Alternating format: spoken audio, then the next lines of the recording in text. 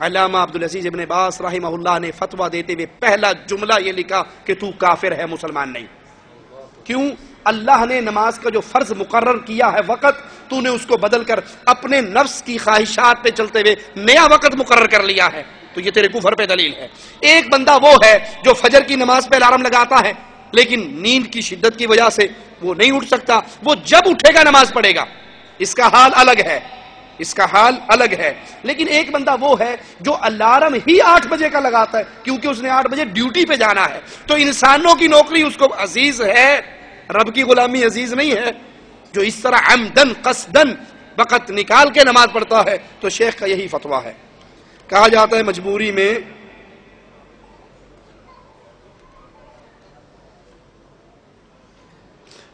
میں فوٹو بنوائیں، لیکن یہاں تو مسجد میں فوٹو اور فلم بن رہی ہے۔ فوٹو نہیں بن رہے بھائی، یہ ویڈیو تیار ہو رہی ہے، وہ بھی ہم مجبوری کی اس کیفیت پہ پہنچ چکے ہیں۔ کیو ٹی وی کے ذریعے، مدنی چینل کے ذریعے کفر عام ہو رہا ہے، شرک عام ہو رہا ہے، سی ڈیز کے ذریعے کفر و شرک کی دعوت پھیل رہی ہے۔ ہم مجبور ہو کر ان کو انہی کے انداز میں جواب دینے کے لیے اس مجبوری کی حالت میں اس قدم پر آئے ہیں۔ اگر باپ اپنے بیٹے یا بیٹی کا کسی جگہ رشتہ کرنا چاہے اور بیٹا یا بیٹی نہ کرے، مطلب یہ ہے کہ باپ اپنی مرضی سے بیٹے یا بیٹی کا رشتہ کر سکتا ہے جبکہ بیٹا یا بیٹی راضی نہ ہو، اسلام کی روشنی میں وضاحت کرے۔ دیکھیں، بیٹے کے لیے تو باپ کی شرط ہی نہیں ہے، بیٹے کے لیے باپ کی رضامندی کی شرط نہیں ہے۔ شادی لڑکے نے کرنی ہے، باپ کو راضی کر لے ٹھیک ہے، اور اگر باپ راضی نہیں ہوتا تو اس کے لیے یہ شرط نہیں ہے۔ لیکن بیٹی کا نکاح ولی کی اجازت کے بغیر نہیں ہو سکتا۔ جس طرح بیٹی کا نکاح ولی کی اجازت کے بغیر نہیں ہو سکتا، اسی طرح بیٹی کو اسلام نے حق دیا ہے کہ جب تک ولی اس کی رضامندی نہ لے لے وہ زبردستی نکاح نہیں کر سکتا۔ کسی لڑکی کا زبردستی نکاح نہیں ہو سکتا۔ باپ اس سے راضی، اس کو راضی کرے، اس کی رضامندی لے، اور رضامندی لینے کا ٹائم کون سا ہے؟ جب نکاح ہوتا ہے اور ماموں جی اٹھ کر وہ نکاح فارم پہ انگوٹھا لگوانے چلتے ہیں، وہ ٹائم نہیں ہوتا۔ جب رشتہ آئے تو لڑکی سے پوچھو ایسا لڑکا ہے، یہ کماتا ہے، یہ شکل ہے، یہ صورت ہے، تمہیں پسند ہو تو میں ہاں کرتا ہوں، بات کرتا ہوں۔ یہ ہے موقع، وقت لڑکی سے پوچھنے کا۔ جو لوگ اس خیال میں رہتے ہیں ہن ساڈی کڑیاں دی زبان ایڈی لمبی ہوگی پوچھنا پڑے گا، یہ حق اس کو اللہ نے دیا ہے، تو کون ہوتا ہے چھیننے والا؟ یہ حق اللہ نے دیا ہے، تم چھیننے والے کون ہو؟ لڑکی کو اجازت ہے، اس کو پسند نہ ہو اور نکاح ہو جائے وہ نکاح ختم کر دیا جائے گا اور اس کو لوٹا دیا جائے گا۔ اس پر ہماری پوری سی ڈی بیٹی کی شان آ چکی ہے۔ ایک حدیث سناتا ہوں، ایک واقعہ۔ عبداللہ ابن عمر کی شادی ہوئی عثمان بن مظعون رضی اللہ عنہ کی بیٹی سے، وہ فوت ہو چکے تھے۔ ان کے بھائی نے اپنی بھتیجی کا، بھائی نے اس بھائی کو اس کا کفیل بنایا تھا، اس نے اپنی بھتیجی کا نکاح ان سے کر دیا۔ دوسرے صحابی نے ان سے شادی کرنا چاہی، ماں بھی ان کی طرف چلی گئی، نکاح ہو گیا۔ عبداللہ ابن عمر کہتے ہیں وہ میری بیوی بن گئی، میں اس پہ قادر ہو گیا۔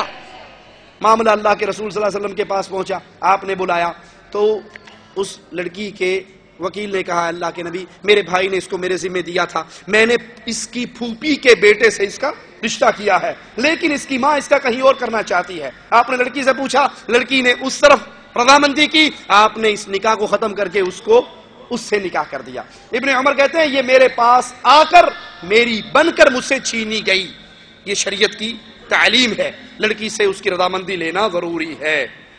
میں گورنمنٹ کی سروس کرتا ہوں، گورنمنٹ میں ہر مہینے میری تنخواہ میں سے کچھ پیسے کاٹ لیتی ہے۔ نوکری مکمل ہونے کے بعد مثال کے طور پر میرے ذاتی کٹے ہوئے پیسے 1 لاکھ بنتے ہیں، جبکہ گورنمنٹ مجھے 1.5 لاکھ دیتی ہے۔ اوپر والا 50,000 میرے لیے جائز ہے نہیں، جتنا آپ کی تنخواہ سے کٹا ہے اتنا آپ لے لیجئے۔ اہل سنت والجماعت کے اندر مشہور 4 مذاہب ہیں۔ بعض علماء سے سنا ہے کہ ایک امام کا مقلد ہونا ضروری ہے۔ کیا مقلد ہونا ضروری ہے؟ اگر ضروری نہیں تو قرآن و سنت کی روشنی میں جواب دیں۔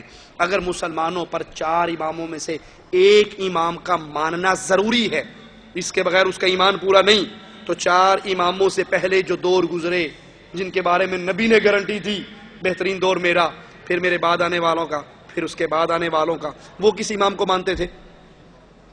جس امام کو مان کے ابو بکر صدیق اکبر بنے، خطاب کا بیٹا فاروق اعظم بنے، عثمان ذی النورین بنے، علی حیدر کرار بنے، اس امام کو آپ بھی مان لو۔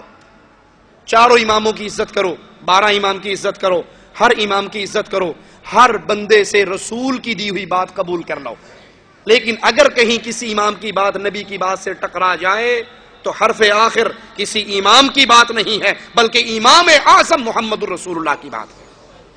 हर बंदे से गलती हो सकती है, 4 इमामों से गलती नहीं हो सकती है, लेकिन रसूलुल्लाह से गलती वमा यंतिकु अनिल हवा इन हुवा इल्ला वह्युन यूहा, हर बंदा अपनी मर्जी से बोलता है, मोहम्मद करीम शरीयत की बात रब की मर्जी से करते हैं।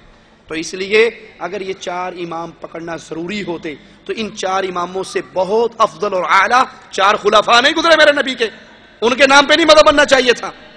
ये उम्मत को जोड़िए, अल्लाह के लिए उम्मत को ना तोड़िए। और उम्मत न 4 पे जुड़ सकती है, न 12 पे जुड़ सकती है। उम्मत जुड़ेगी तो सिर्फ मुहम्मदुर रसूलुल्लाह के नाम पे सल्लल्लाहु अलैहि वसल्लम। आजकल हम लोग अपनी बीवियों से 2 साल तक परदेश में रहते हैं, ये तरीका सही है या नहीं, इसके बारे में बयान करें। सुनने के बाद अमल कर लोगे? मजा लेने के लिए सवाल करते हो। हाथ उठाओ जिनको मैं मसला सुनाऊं और वो सुबह खरूज लेके बीवी के पास चले जाएं। सुन के मानना नहीं, पूछने मौलवी साहब कहते की ने। हजरत उमर ने कानून जारी किया था कि 4 महीने के बाद बॉर्डर पे लड़ने वाले जो हैं वो भी अपनी बीवियों के पास वापस आए। मैंने 11 साल नमाज नहीं पढ़ी, क्या मैं 11 साल की क़ज़ाए उम्री पढ़ूं?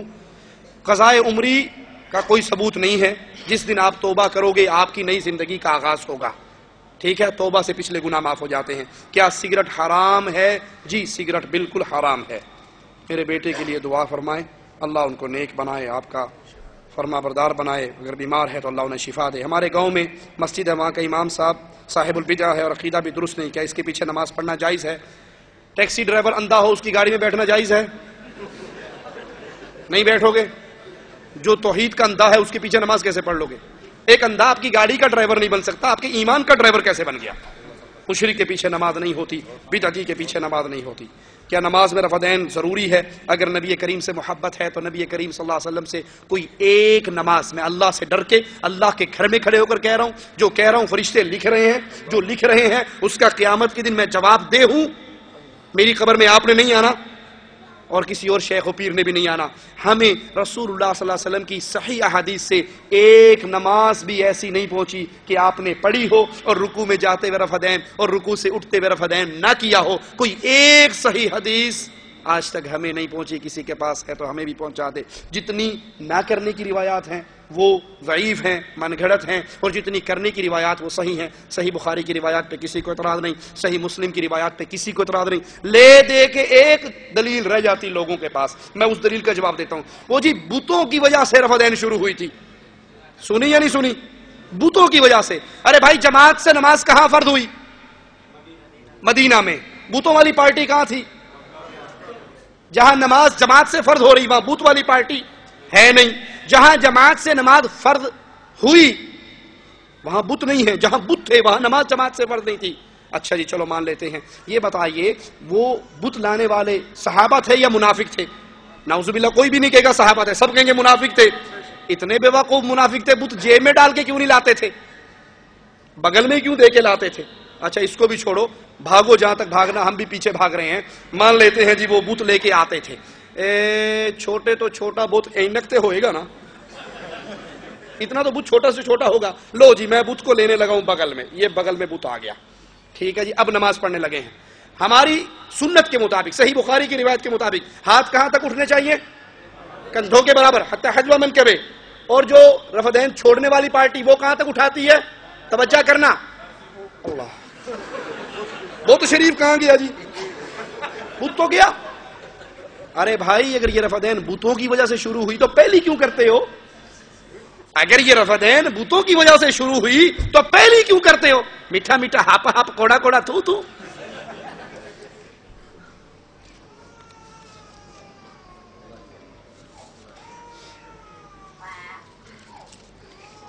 क्या हजरत आपकी तकरीर के बाद दुआ क्यों नहीं मांगी जाती?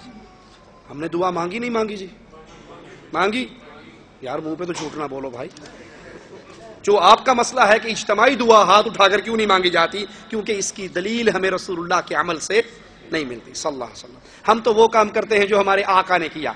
हमारे आका भी एक हैं, इमाम आज़म भी एक हैं, कायदे आज़म भी एक हैं, एक ही हस्ती को पकड़ा